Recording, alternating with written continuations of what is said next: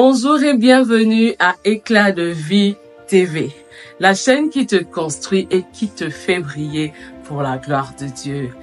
Le Seigneur nous a fait du bien pendant plusieurs semaines, 3 émissions où nous parlions de sortir des prisons intérieures et le Seigneur nous a fait vraiment du bien avec ses enseignements édifiants. Est-ce que de là où tu es, tu peux acclamer le Seigneur pour toutes ces paroles édifiantes, pour les yeux qui se sont ouverts, pour la lumière qu'il a mis sur toutes les forteresses de nos vies.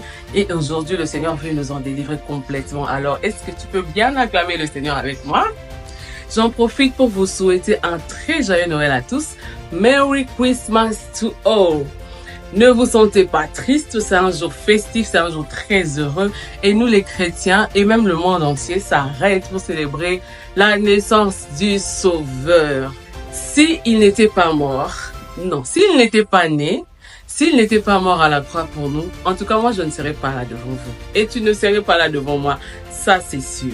Alors nous célébrons la naissance du Seigneur et du Sauveur Jésus-Christ. On acclame encore le Seigneur pour Jésus.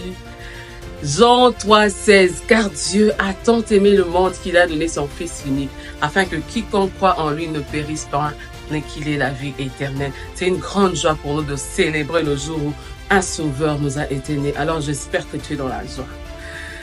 Aujourd'hui, nous allons parler de comment renverser les forteresses ou comment démolir les prisons intérieures. Alors reste avec moi, on continue. Alors, aujourd'hui, nous allons voir ensemble 4 clés importantes qui nous permettent d'être libérés, de renverser les forteresses. Première clé, soyez sincères, reconnaissez que vous avez hébergé des prisons intérieures. La clé indispensable pour être libéré de forteresses, c'est d'abord commencer par admettre qu'on est dans une prison. C'est comme un patient qui ne reconnaît pas être malade ne pourra pas. Le médecin ne pourra rien faire pour lui. Aucun diagnostic ne le convaincra parce que lui-même n'est pas convaincu qu'il est malade. Alors la première étape, reconnaissez. Si le Seigneur a mis la lumière sur ces forteresses de vos vies, reconnaissez-les. C'est la première étape importante qui nous mène vers la guérison. Hébreux 10, verset 22. Approchons-nous avec un cœur sincère dans la plénitude de la foi, les cœurs purifiés d'une mauvaise conscience et le corps lavé d'une eau pure. Un cœur sincère est un cœur honnête, est un cœur qui admet les faits et refuse de vivre dans le déni de la réalité du moment. Rien qu'à ce niveau, plusieurs sont déjà disqualifiés pour recevoir une délivrance, une rencontre et une visitation divine. Pourquoi? Parce qu'elles refusent d'admettre ou ils refusent d'admettre qu'ils sont dans une prison intérieure. Nous allons lire Proverbe 28, verset 13. Celui qui cache ses transgressions ne prospère point, mais celui qui les avoue et les délaisse obtient miséricorde. Reconnaître ou avouer une forteresse, c'est décider d'exposer, de mettre à nu les ruses de l'esprit méchant qui avait habilement construit en vous son système de pensée. Une fois que la forteresse est reconnue, qu'on admet être dans une prison intérieure, l'homme fort qui se cachait derrière ces prisons intérieures perd le droit d'asile à l'intérieur de nous et nous sommes légitimes pour lui ordonner de sortir de nos vies. Vous êtes alors en mesure de lui ordonner de quitter vos vies. En tout cas, vous devez toujours partir de l'endroit où vous vous trouvez. C'est le point de départ, car il est impossible d'orienter une personne qui n'est pas en mesure de situer où elle se trouve. Car la direction que vous lui donnerez dépendra toujours de sa localisation actuelle. Plusieurs personnes demeurent encore prisonnières des forteresses parce qu'elles vivent dans le déni de la réalité. Elles ne veulent pas demander à Dieu de les sonder, de leur montrer l'état véritable de leur cœur. Elles préfèrent se fier à leur propre jugement par crainte de découvrir leur réalité. Reconnaître que vous êtes prisonnier d'une certaine manière de penser, de forteresse, de prison intérieure est le point de départ pour toute délivrance. On ne peut pas être délivré de quelque chose dont on n'a même pas conscience. Non, c'est pourquoi il y a des gens qui passent leur vie à être délivrés de gauche à droite. Mais la conscience, on peut pas te délivrer par les plus grands serviteurs de Dieu qui existent. Mais si tu n'es pas conscient que tu es enfermé quelque part, comment tu vas en sortir? Alors, la deuxième clé pour renverser les forteresses, indignez-vous, mettez-vous en colère contre l'ennemi. Face à ces voix intérieures, beaucoup de chrétiens ne s'indignent pas de se retrouver dans des prisons. Elles trouvent ça normal, ils trouvent ça normal, ils ont peut-être l'impression qu'il n'y a rien à faire. C'est faux. Il faut commencer par s'indigner. Pourquoi tu te retrouves dans ça? Il faut déjà être en colère. Pasteur Yvan dit dans le livre qu'il a observé 3 catégories de chrétiens, de croyants. Alors la première catégorie, les accoutumés. Qui sont les accoutumés? Les accoutumés, ce sont ceux qui sont habitués à vivre prisonniers des forteresses depuis longtemps et ne font plus rien pour en sortir. En réalité, ils ne veulent même pas en être délivrés. Ils demeurent dans le rejet, dans la colère, dans l'impureté. Ils sont à l'aise, les accoutumés. Il dit que les accoutumés sont des croyants. Ils ont donné leur vie à Jésus pour le salut, pour les bénédictions, mais en réalité ne vivent pas pour le plaisir de Dieu. Ils ne font aucun effort pour plaire à Dieu, pour que leur vie va dans la trajectoire que le Seigneur leur a tracée. Ils sont à l'aise avec toutes ces choses qui sont à l'intérieur d'eux. Ils ne cherchent pas à en sortir. Ils sont bien dedans. En réalité, ils sont atteints du syndrome de Stockholm. Ils ont tellement passé des années, de longs moments dans les prisons, du rejet, de l'amertume, de la colère, qu'ils ont fini par s'habituer à ça. Mais surtout, ils ont fini par aimer leur geôlier. Ces personnes, ces entités démoniaques qui les font souffrir, qui leur mettent des systèmes de pensée qui n'est pas de Dieu. Ils ont fini par aimer ces geôliers-là. Et donc, ils ne veulent pas sortir de la prison. Comme dit Pasteur Yvan, ces personnes sont dans l'église. Oui, elles ont l'apparence de la piété. Ça vous dit quelque chose? Mais elles ont renié Jésus par leur comportement. Bien sûr, ils prient Jésus, mais ont renié Jésus par leur manière de penser, par leur manière de faire. Elles ne ressentent aucune conviction de péché, car leur conscience a été souillée, car habituée aux forteresses, habituée aux prisons intérieures. Leur conscience s'est éteinte, tout simplement. Alors, deuxième catégorie de croyants que Pasteur Yvan a observé, les résignés. Qui sont les résignés? Les résignés sont des croyants qui ont essayé par le passé de sortir de l'emprise des forteresses, mais elles s'y sont mal prises. Soit elles ont essayé de se débarrasser seules des forteresses, soit elles se sont adressées aux mauvaises personnes. Ce sont les croyants qui ont essayé d'arrêter les forteresses par eux-mêmes, par leur propre force, mais la riposte, les représailles de ce combat qu'ils ont essayé de mener ont été tellement violentes qu'ils ont lâché. Ils se sont dit, vaut mieux ne pas chercher à être délivré, sinon la représaille sera encore pire que ce que j'ai déjà vécu, donc vaut mieux. Donc pour ne pas avoir mal, pour ne pas souffrir, vaut mieux que ça reste comme ça, les résignés. Dans le livre, il est dit, seul vous ne pouvez pas y arriver, mais si vous rejoignez une armée embrasée, consacrée, amoureuse de Jésus-Christ, vous serez étonné de voir comment l'autorité des pères, associée aux prières corporatives de votre église, peut faire toute la différence. Il dit encore qu'aucune prison intérieure n'est trop forte. Aucun esprit n'est trop puissant pour vous retenir. Tout dépend de votre niveau de connaissance de la vérité et la qualité de l'environnement spirituel, de l'autorité sous laquelle vous vous placez. Alors, il y a une troisième catégorie que le pasteur Yvan a observée des croyants. C'est la catégorie des indignés. Dis avec moi, indignés. Il n'y a pas de délivrance ou de libération sans indignation. Les indignés sont ceux qui crient à Dieu du plus profond de leur cœur au sein de la détresse afin qu'il les délivre des prisons qui retiennent leur vie et leur destinée. Nous allons lire la parole de Dieu dans Psaume 34, verset 6.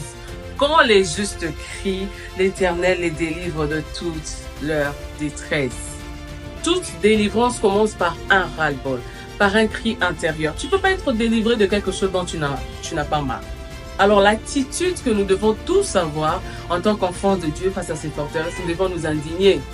Dans toute la famille, les gens ne finissent pas les études. Ici, il y a un esprit de colère, il y a un esprit d'amertume. On doit s'indigner, ce n'est pas normal. On ne peut pas rester là à dire, ah, j'ai constaté que dans ma famille, il y a ceci. J'ai constaté que dans ma maison, il y a ceci. Non, indigne-toi.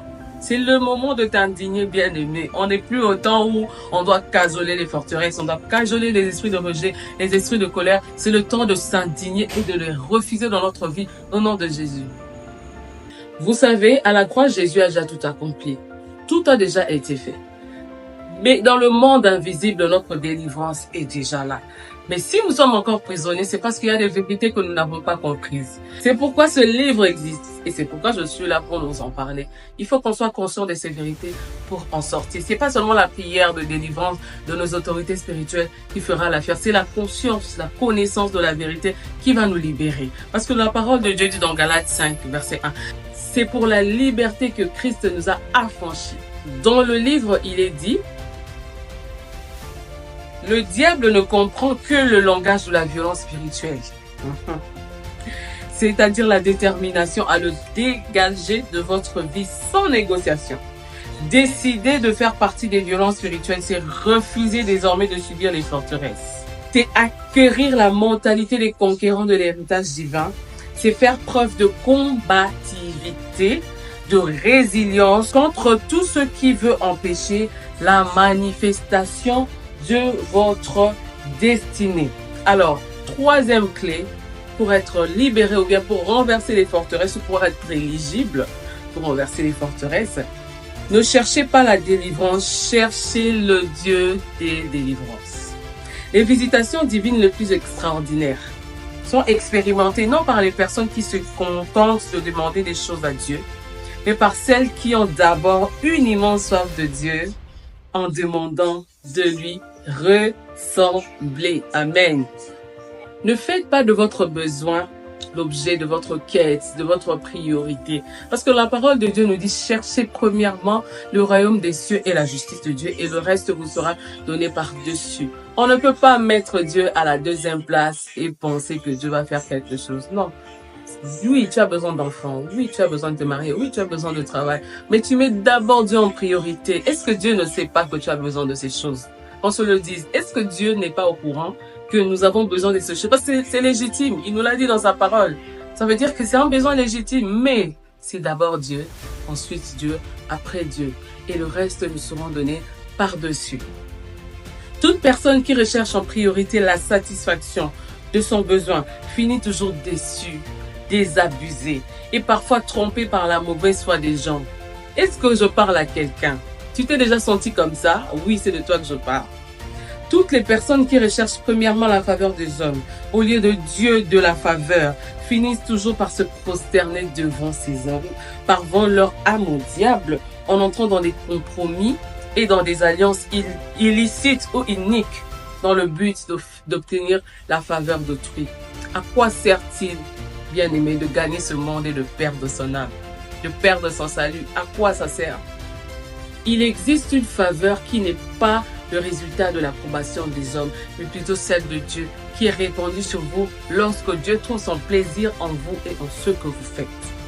Vous ne le réalisez probablement pas, mais en vérité, tout ce que votre cœur cherche, ce qu'il désire ardemment, ce dont il a soif, détermine également ce pourquoi vous vous inquiétez. Or, la Bible nous demande de ne nous inquiéter de rien. Nous devons faire attention à tout désir ardent qui monte dans notre cœur, car tout désir allume un feu à l'intérieur de nous. Et si ce désir n'est pas tourné vers le plaisir de Dieu, vers la volonté de Dieu, c'est quel genre de feu que nous sommes en train d'allumer à l'intérieur de nous? Si nous voulons nous inquiéter de quelque chose, inquiétons-nous de faire le plaisir de Dieu, d'être dans sa volonté, de faire sa joie. Inquiétons-nous plutôt de ça, parce que ce feu qui s'allume à l'intérieur de nous, quand on cherche le plaisir de Dieu, c'est le feu qu'il nous faut. Et non le feu qui nous détruit par nos passions et nos désirs charnels. Pas ce feu-là, on n'en a pas besoin. Pasteur Yvon dit encore dans le livre que tout désir ardent que vous poursuivez qui n'est pas orienté vers Dieu se change toujours en oppression de votre âme. Et même lorsque le temps de votre exaucement est arrivé, la présence dans votre cœur de l'inquiétude pour votre situation va freiner votre visitation divine parce que l'inquiétude annule la foi. Oui, vous priez, Seigneur, fais ceci, fais cela. Mais quand vous commencez à prendre un désir qui n'est pas de Dieu, qui crée en vous de l'inquiétude chasse la foi. Alors quand vous priez sans la foi, c'est quel résultat que vous aurez? Parce que la parole de Dieu est claire. Oui, on prie, mais on doit prier avec la foi. Si vous priez sans la foi, vous voyez bien que l'inquiétude va annuler tout, créer un feu qui n'est pas le feu de Dieu. Et en réalité, c'est votre âme qui sera oppressée. Mais très sérieusement alors. Comprenons-nous bien, l'inquiétude ne nous a jamais empêchés de prier. Ça ne nous empêchera pas de prier, mais l'inquiétude nous fera prier sans la foi. Or, prier sans la foi, vous et moi, nous connaissons les conséquences. Donc nous allons nous-mêmes devenir le blocage de nos propres prières, même pas un sorcier, même pas un démon. Nous-mêmes, nous allons devenir blocage à nos prières parce que nous aurons laissé l'inquiétude entrer dans notre cœur et mettre du feu à cette situation, mais pas le feu de Dieu. Nous allons lire encore un petit extrait du livre. Lorsque l'attente de l'exaucement vous ôte la paix, la joie de Dieu et votre communion avec lui, au point que tant que vous ne voyez pas l'exaucement, vous êtes continuellement triste ou déçu. Vous prouvez que Dieu n'est pas le tout premier désir et que votre besoin ou votre sujet de préoccupation prend la première place dans votre cœur. Il ne suffit pas de dire que Dieu a la première place. Ça prouve, si vous vous retrouvez dans cette situation, ça prouve que Dieu n'a pas la première place.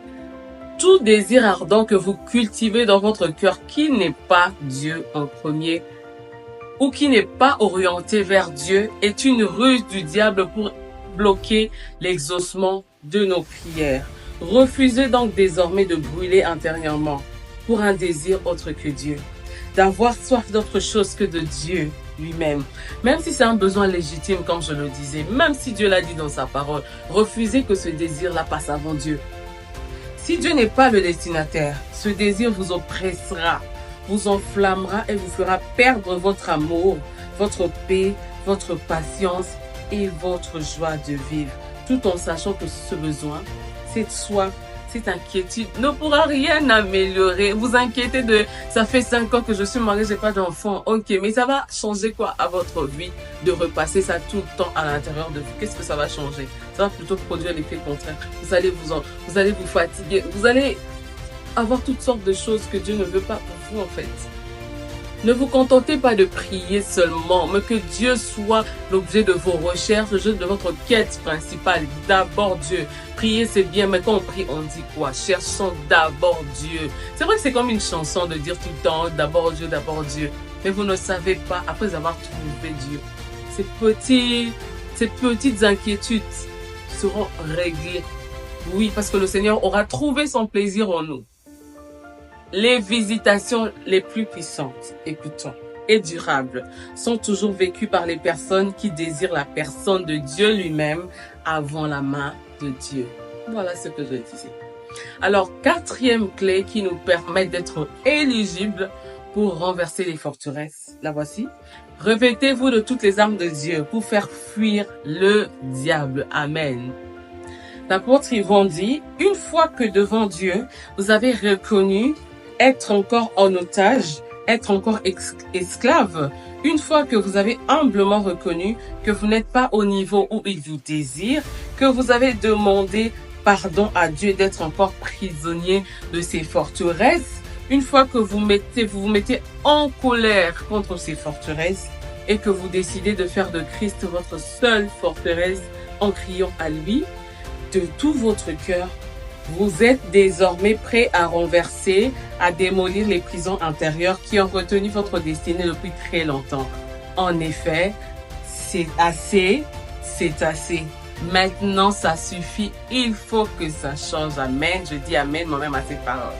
Dès lors que votre cœur est tout entier à Dieu, vous vous êtes donné au feu de Dieu, au désir ardent de chercher Dieu. Vous êtes maintenant éligible pour renverser les forteresses. Vous êtes maintenant en droit d'exercer l'autorité. Vous avez maintenant le pouvoir d'exercer l'autorité que vous avez reçue en Christ, de commander et d'être obéi. Selon qu'il est écrit dans Luc 10, 19, je vous ai donné le pouvoir de marcher sur les serpents et les scorpions et sur toute la puissance de l'ennemi et rien ne pourra vous nuire. C'est seulement à ce stade de la préparation que vous êtes prêt à engager le combat spirituel victorieux contre les ruses du diable pour ces forteresses.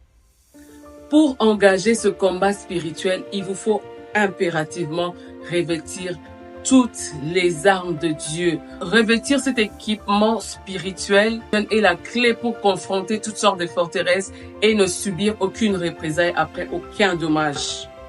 Pasteur Yvon finit en disant, intervenir sans armure vous expose à de sévères représailles que les Écritures qualifient de flèches empoisonnées du malin.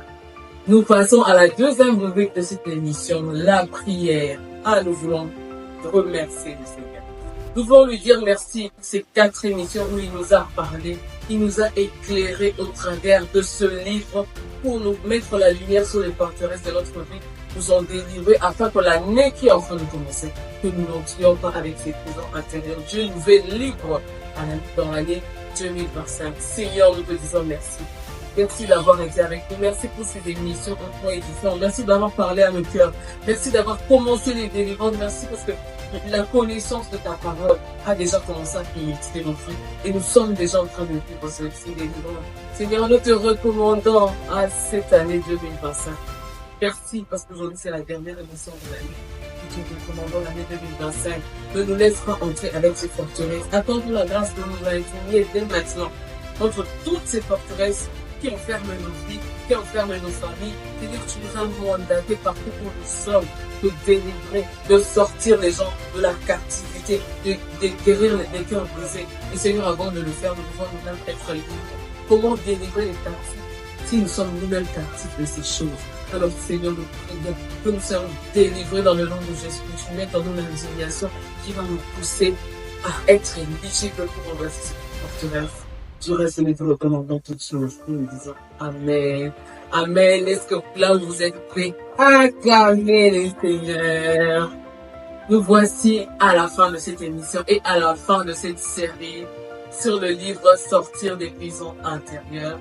Remercions le Seigneur de nous avoir permis, de nous avoir donné la capacité de le faire. Et je remercie toutes ces personnes qui me suivent semaine après semaine.